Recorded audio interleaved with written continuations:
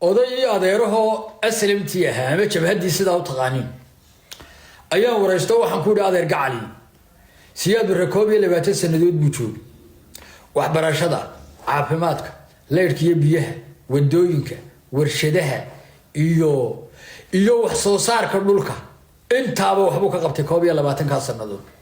quwadda geeska Afrikana waa ka dhigay dawladnimadii iyadoo xaabaa u yimid dadkoo dhagale abuu yimaadeen qorista af Soomaaligu bilaabo isagoo aan qarash ka doonin waxba laga doonin gaadiidku daabulaya dawladdu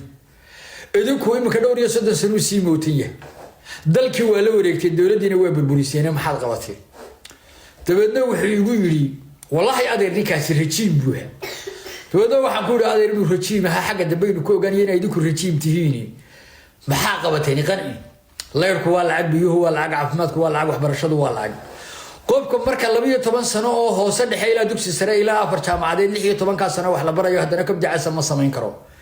maxaa qabateen intaana qoteer dan yaraba ku tabcaayay ilmahooda inuu wax barto markay ku tabcaan 16 sano uu wax ka qalin jabiyana ka bidacaysa ma samayn karayo waxay wax khaldan ma isweydiisay adeer maxaa qabateen wuxuu koonayaa adeer miyada keenii macdal ugu jiro nimcada barwaaqada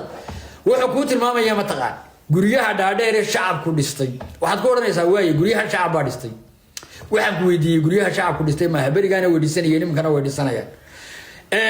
dawladnimada guriyaha shacabka u taqaana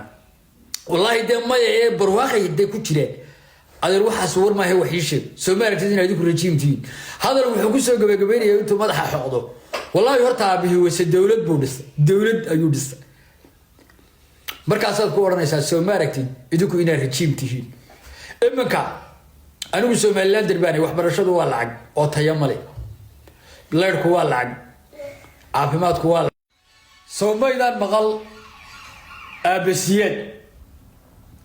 reerka qoyska meel yaala had iyo goor waxa uu taliyo odaygu hadduu ka dhinto reerka weesaaq baa ku dhaca Soomaali siyaadabahood buuxa maalintu dhintay ilaa iyo maantana waa kuwa iska hor iyo daba meeraysanaya baastada banaanka taala cid waliba doonaysa inay xukunto ila daawo fiidiyowgan heestii waanay haykalkii haybadii dadnimadii geesinimadii iyo istacaylkiiba ninkaas ay raaceen dhowr jeer baa war cailadii uu ka tagay hal laga soo baaro cid hogaana oo dadkan isku hor iyo daba wareegaya indha u noqota ila daawo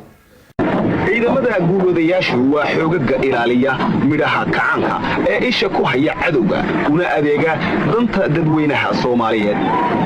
waa xoogaga iyagu naftooda u horay inay ugu horeeyaan oo ay isku beegaan kaalinta ugu adag ee ugu daran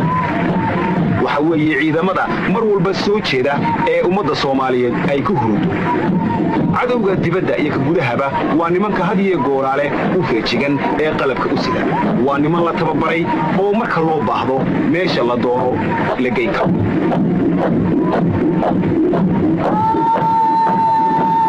ciidamada biliisku waxa ay ka mid yihiin waxyaabaha xasiloonaanta dalku ay ku dhisan tahay qaybaha ay ka mid yihiin daraawiishtuna waxa weeye nimanka iyagu soodimaha ilaaliya dalka Soomaaliyeed uu leeyahay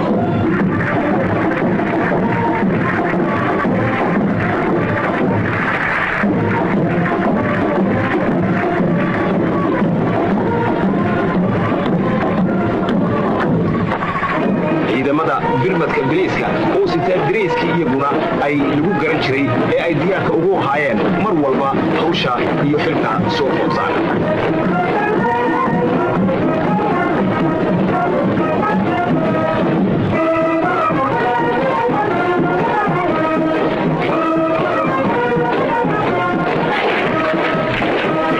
Soomaaliyeed waxa uu daryeelay maatadii iyo carruurtii suuqyada daadsaneed ee dacdarrada iyo darxumadu suuqyada ay ugu diri jirtay